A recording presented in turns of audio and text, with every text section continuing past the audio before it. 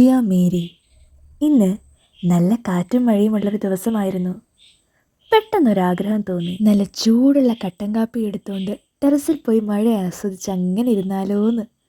പിന്നെ ഒട്ടും താമസിച്ചില്ല, നേരെ പോയി കാപ്പിയിട്ടു. പിന്നെ അത് കഴിഞ്ഞിട്ട് ടെറസിലും പോയി. വൈകുന്നേരം അല്ലേ, പോരാത്തതിന് നല്ല മഴയും. നമുക്ക് വേണ്ടി നമ്മൾ മാറ്റിവെക്കുന്ന സമയം, അതൊരു സന്തോഷമല്ലേ അല്ലേ? നിനക്കുണ്ടോ എന്നെപ്പോലെ മഴയോടൊരു പ്രത്യേക ആത്മബന്ധം?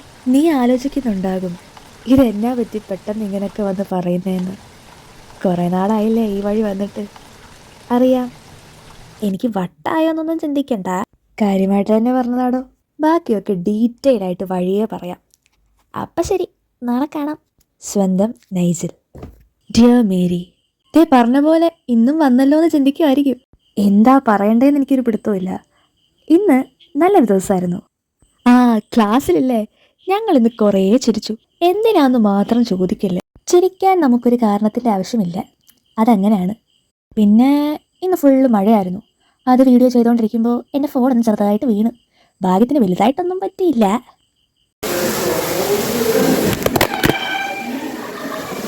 ഫോൺ വീണതിൻ്റെ നിലവിളി ശബ്ദമാണ് ഇപ്പോൾ നിങ്ങൾ കേട്ടത്. അങ്ങനെ അതൊക്കെ കഴിഞ്ഞ് തിരിച്ച് വീട്ടിലോട്ടുള്ള ബസ്സും കയറി പ്രകൃതി ഭംഗിയൊക്കെ ആസ്വദിച്ച് എന്തൊക്കെയോ കാര്യമായിട്ട് ചിന്തിച്ചുകൊണ്ടിരുന്നു. മഴ പെയ്ത് തോർന്നു കഴിഞ്ഞ് പുറത്തോട്ടിറങ്ങാൻ ഒരു പ്രത്യേക വൈബല്ലേ. അങ്ങനെ കാര്യമായ ചിന്തകൾക്കൊടുവിൽ വീട്ടിലെത്തി. അപ്പോഴാണൊരു സർപ്രൈസ്. അമ്മ വന്നപ്പോൾ ഡയറി മിൽക്ക് ഫ്രൂട്ട് നട്ടിൻ്റെ ഒരു വലിയ പാക്കറ്റ് മേടിച്ചുകൊണ്ട് വന്നു. ആദ്യമായിട്ടാണ് ഫ്രൂട്ട് നട്ടിൻ്റെ വലിയൊരു പാക്കറ്റ് കിട്ടുന്നത്. ഫസ്റ്റ് അവക്ക് കൊടുക്കാതെ എനിക്ക് തന്നെന്നും പറഞ്ഞ് പിണങ്ങിയിരിക്കുകയാണ് Kunchu. Coming back to Dairy Milk. നല്ല ടേസ്റ്റ് ഉണ്ടായിരുന്നു, അത്യാവശ്യം നല്ല തിക്നെസ് ഒക്കെ ഉണ്ടായിരുന്നു. വേറെന്താ, പ്രത്യേകിച്ചൊന്നുമില്ല. നല്ല ദിവസമായിരുന്നു. മനസ്സിലൊരു സന്തോഷമൊക്കെ തോന്നുന്നുണ്ട്. എന്നാ ശരി, ഗുഡ് നൈറ്റ്. സ്വന്തം നൈജിൽ. പ്രിയപ്പെട്ട മേരി, സുഖാണോ നിനക്ക്? ചില സമയങ്ങളിൽ മറ്റുള്ളവർക്ക് കൺവിൻസിംഗ് ആയി സംസാരിക്കാൻ നമുക്ക് കഴിഞ്ഞെന്ന് വരില്ല. കാരണം എപ്പോഴും എല്ലാവരുടെയും മൂഡ് ഒരുപോലെ ആയിരിക്കണമെന്നില്ലല്ലോ. ഇതൊന്നും അറിയാതെ ചാടിത്തുള്ളി നമ്മൾ പോകും. Dog went to the market പോലെ തിരിച്ചു വരും. എന്താ അല്ലേ?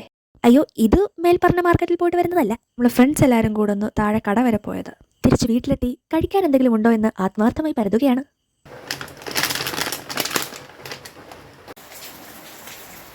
എന്നും ഇപ്പോൾ വൈകുന്നേര സമയത്ത് മഴയാണ്. അങ്ങനെ മഴയൊക്കെ ആസ്വദിച്ച് ചായ കുടിച്ചു. ഇന്ന് വലിയ കുഴപ്പമൊന്നുമില്ലാത്ത സുന്ദരമായ ദിവസമായിരുന്നു. ഒരു 1.5 മണിക്കൂർ മുമ്പ്.